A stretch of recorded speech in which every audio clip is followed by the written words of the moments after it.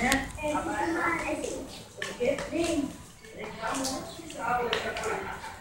Primeira vez que eu aprendi, né?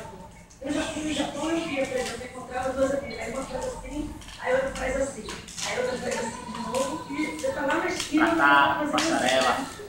Passarela da moda. O homem da perna de 75. Posso filmar aqui pertinho. Passarela da moda. Última moda em Paris. Quando você fez essa perna aí? Você gastou quanto? Rapaz, R$10 pra comprar o cinto. Que a bermuda é velha que tava em casa e o cano de esgoto que eu roubei lá na vizinha. E o balde? O balde lascou, eu fiz outra cumbuca com fibra de vidro. Interessante. Já vieram quantos médicos dar uma olhada nessa perna aí? Pra 6. 5 no HGE e um bocado aqui. 6 não, um bocado aqui. E um filmou aqui, tudo, tirou foto. Mas vai aperfeiçoar. Vou aperfeiçoar mais ela ainda. Mas tá em fase de teste. Mas tá dando pra andar pra todo canto. Fico sossegado, na boa. Ainda dá pra bater o bala, dançar e a toa. E quando botar o pé de Aí vai ficar melhor.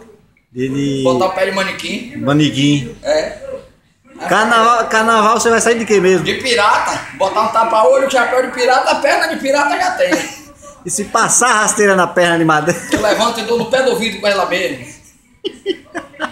Dou olhar, pá, no pé do ouvido. Ah, é. Esse é o famoso André. Marceneiro também, olha. Marceneiro e fabricador de perna de cana. Marceneiro é criativo, todo marceneiro é criativo. Você que foi amputado a perna, procura André. Com certeza. Ele dá solução para você andar normal. A gente faz outra de tudo.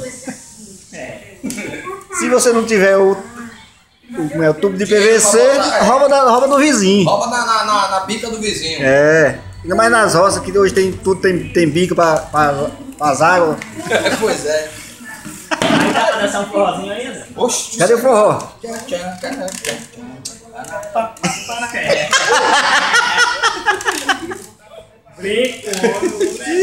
É preciso que o professor Pardal. Qual foi os apelidos de ali botar?